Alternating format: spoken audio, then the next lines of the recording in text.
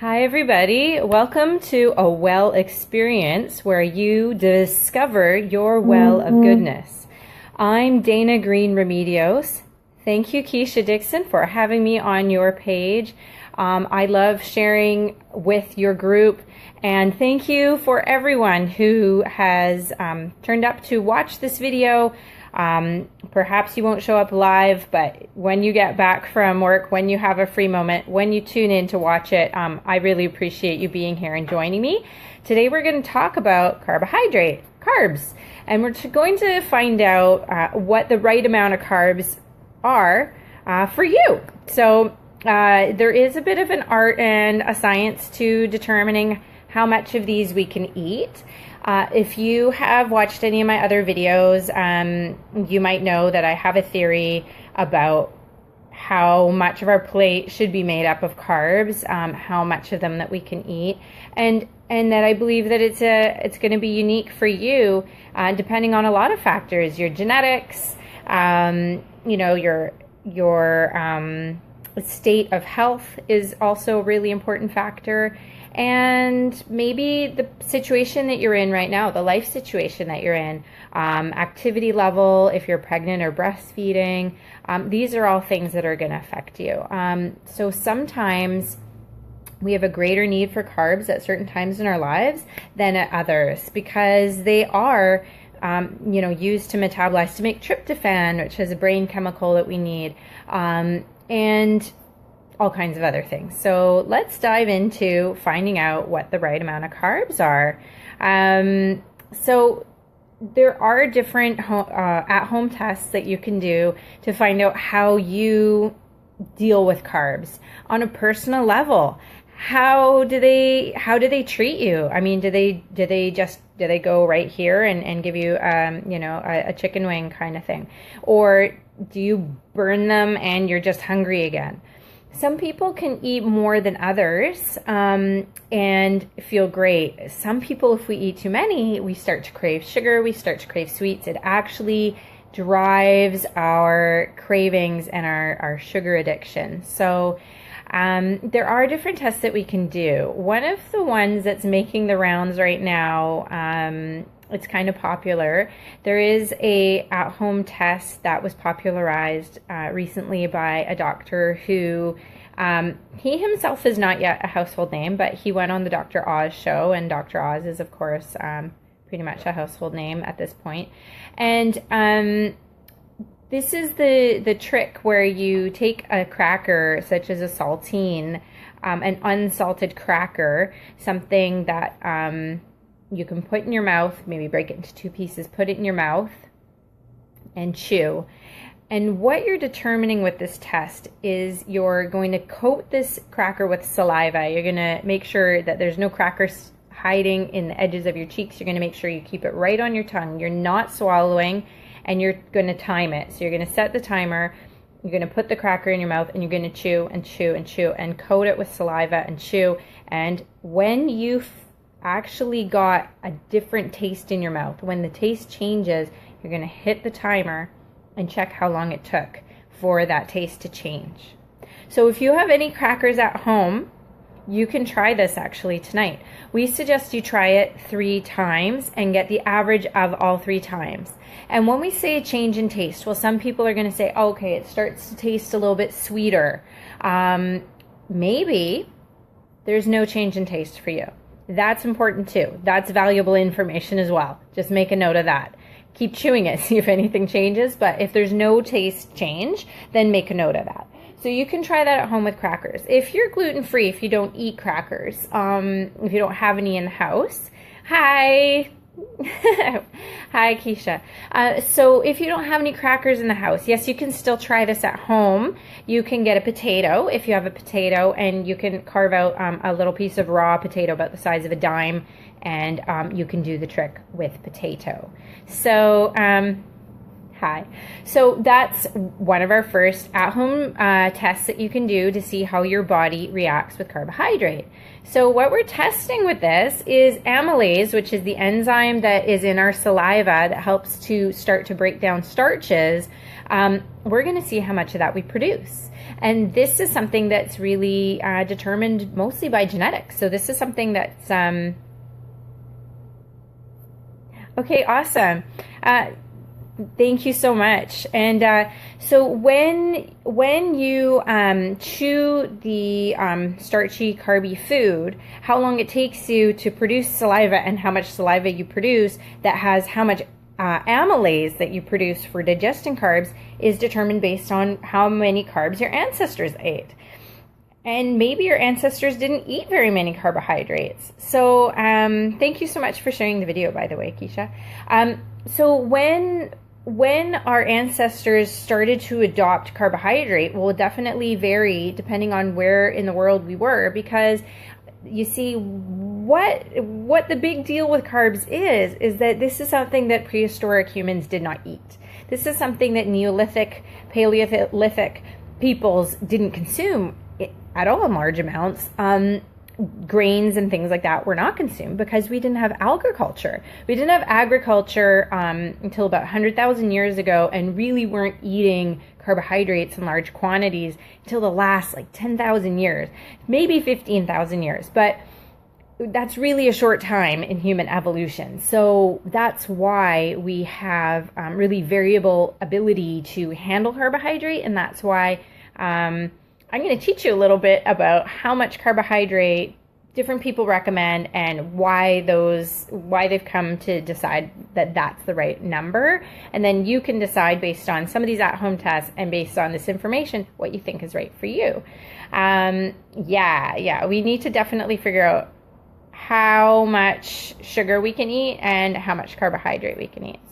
So aside from this cracker test, which is a really easy one and kind of a fun one, there's a sort of another step-by-step process that I like that was, this is actually developed by another, not a nutritionist, but a dietitian. Her name is Kelsey Marksteiner, and she is someone who's developed a 3-step process for checking how much carbohydrate you can handle. So first of all, you start journaling. Okay, so you get a journal, start journaling. And this is something that's going to be repeated by a lot of different doctors. So last time I talked about the doctor that had discovered that sugar sensitivity and addiction, alcohol addiction, sugar sensitivity tend to be very highly correlated. They're very tightly related. And what she discovered, that doctor discovered, is that journaling is super important because you want to journal what your current habits are, like how often do you eat? Do you eat breakfast, lunch, and dinner? Do you snack? Do you find that you eat sugar, maybe a sugary snack, 2 times a day, maybe 3 times a day? Most people who are sugar sensitive do eat something sweet at least twice a day. They crave that. Maybe they drink more caffeine. Maybe they drink a bit more alcohol. Sugar sensitive people tend to be drawn to these things. So if those are things that you do, those are things that you want to journal. And you want to journal how often you eat. If you start the day with just carbohydrates, or if there's usually protein involved in your meal. So these are things that you want to journal about.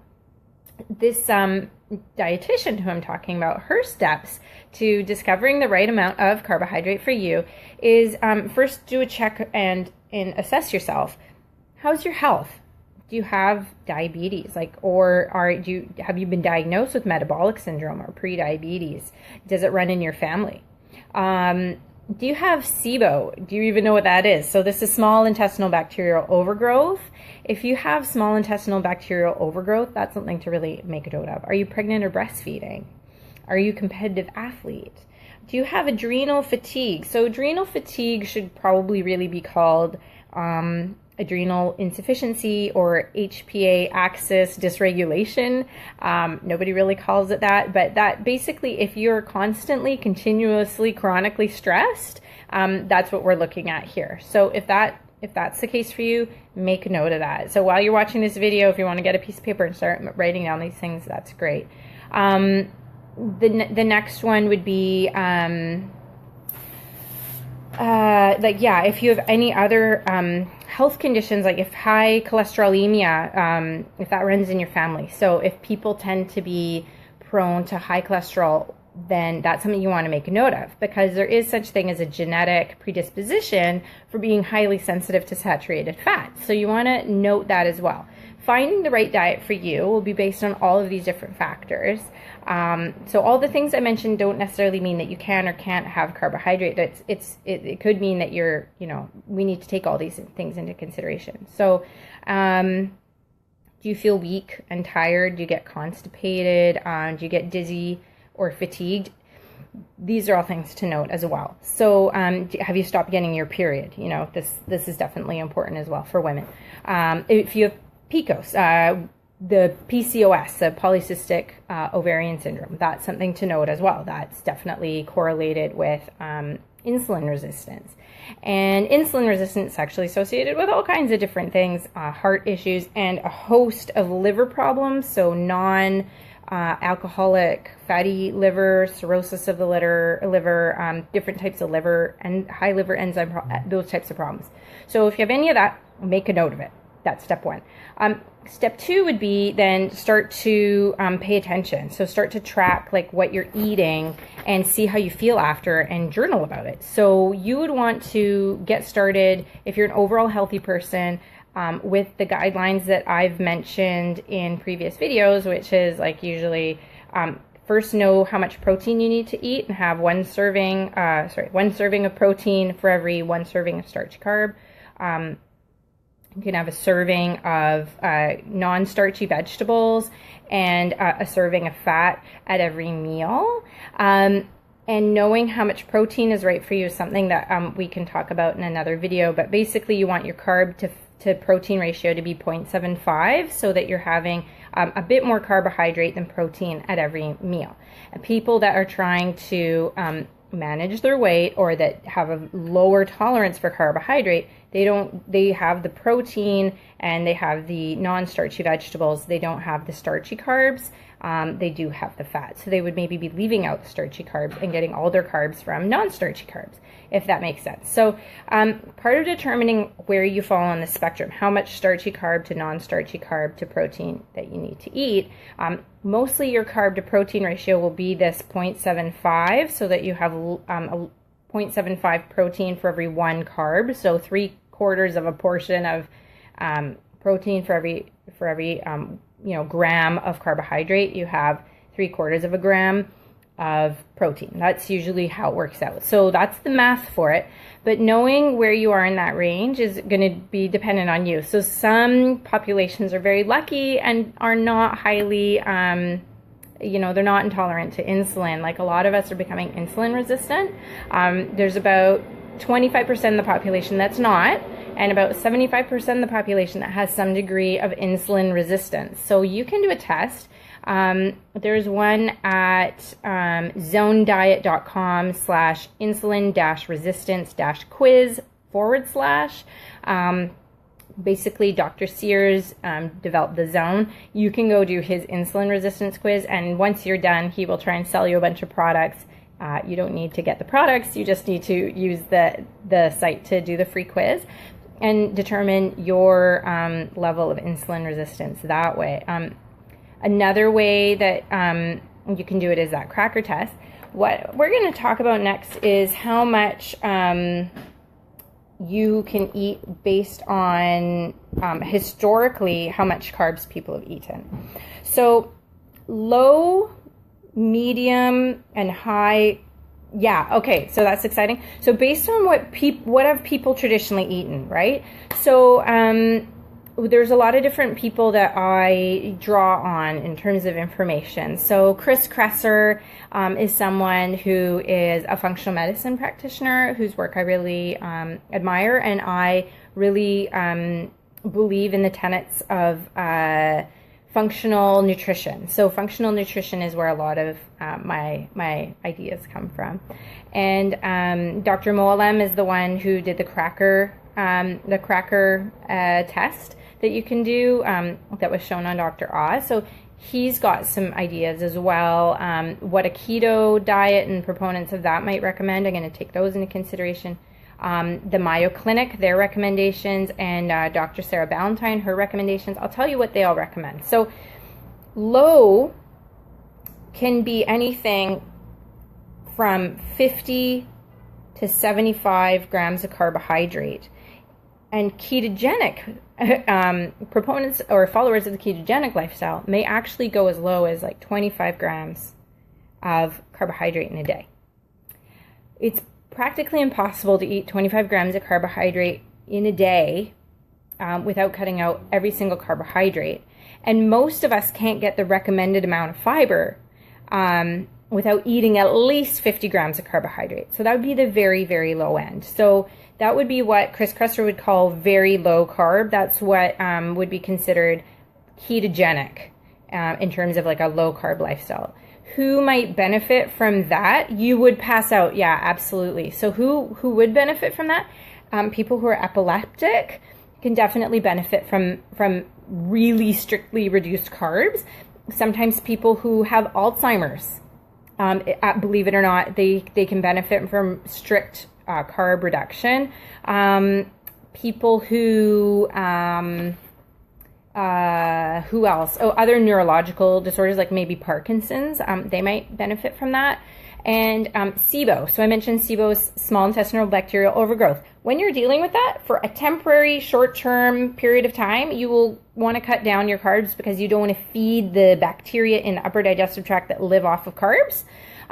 Same thing for a severe candida infection, which is a yeast. So if you're one of the few types of pathogenic candidas that tend to get overgrown, temporarily you can restrict your carbs to this kind of level and really benefit from that.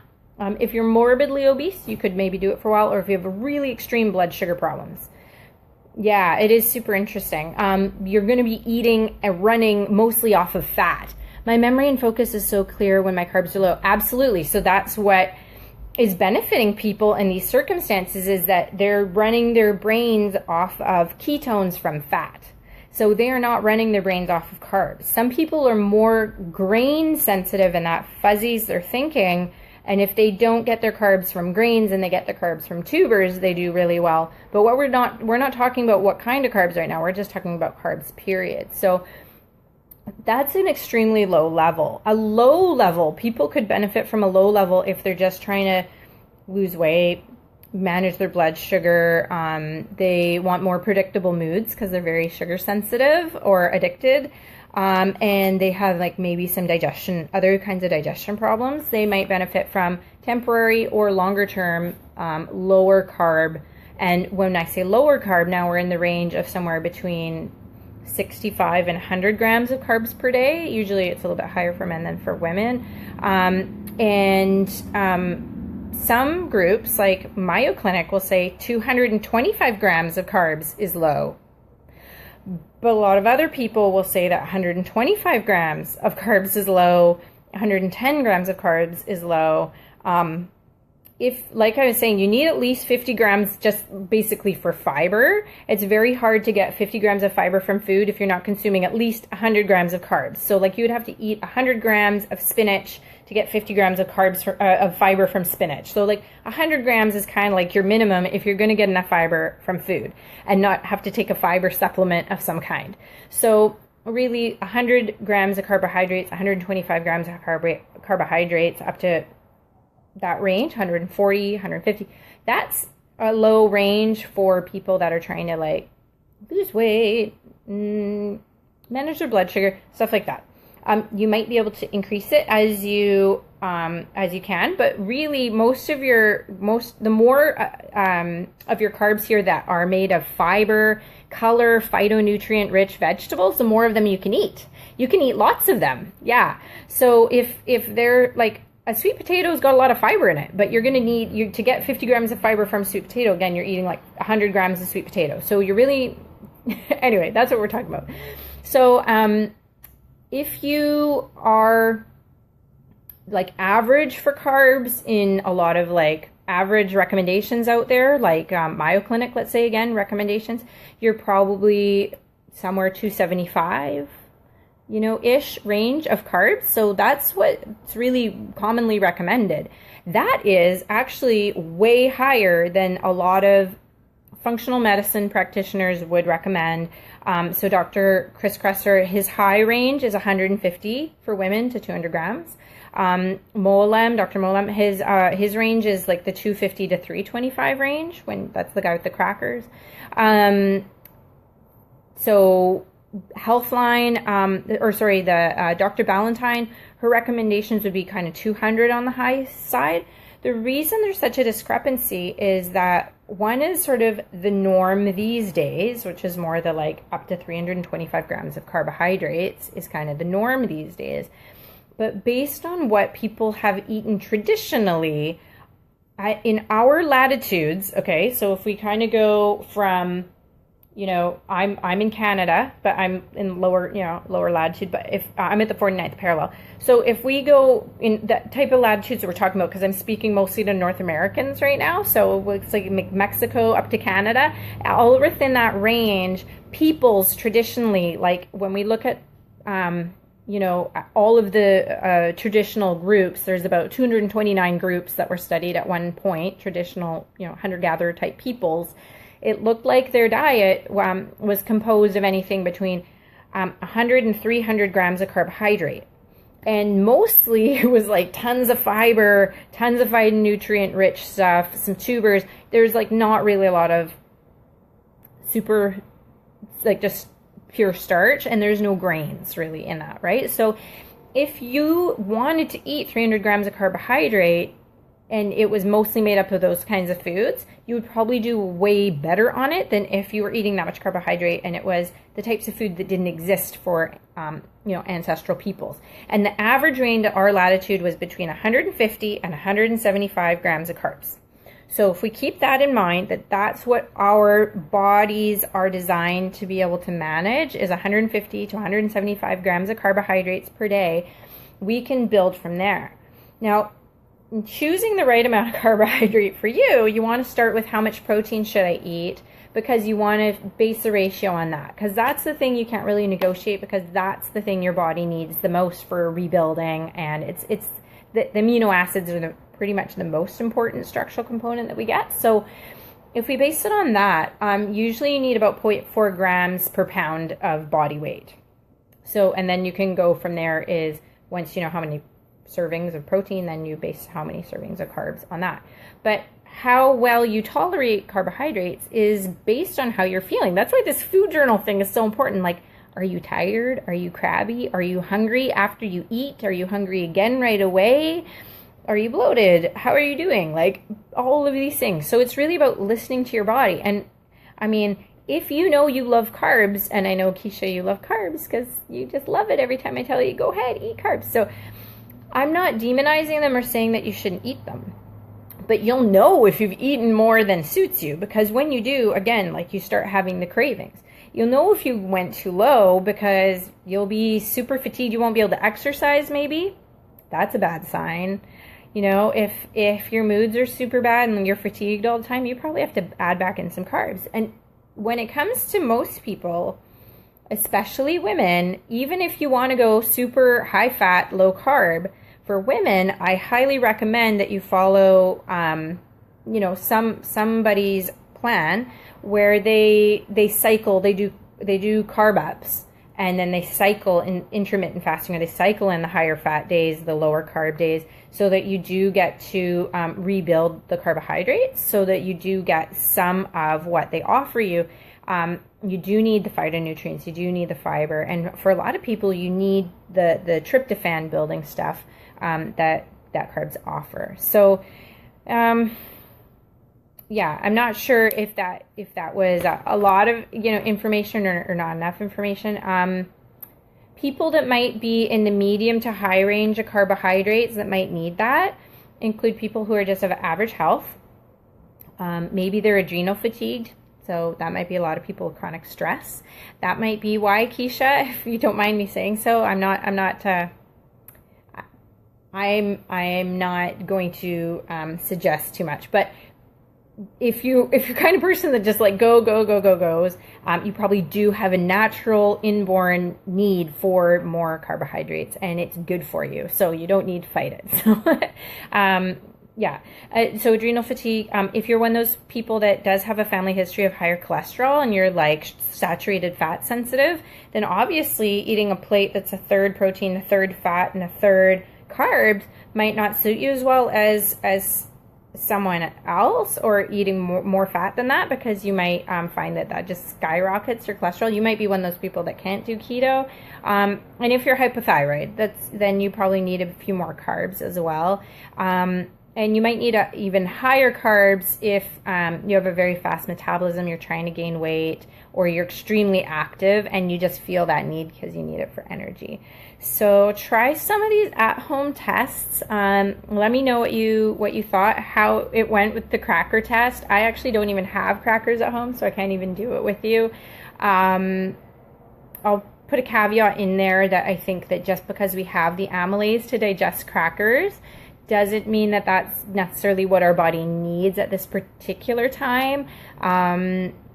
For example, having a lot of amylase will just release starch into our system quickly. And just because your body can do it doesn't mean you want to do that right now. You might still have insulin resistance. So maybe try the other test where you check for insulin resistance and see how you're doing. And maybe I'll post some links in below the video for the sites that I've talked about, the things that I've talked about, so you can check it out. So check out your carb tolerance, and next time we'll get even more specific.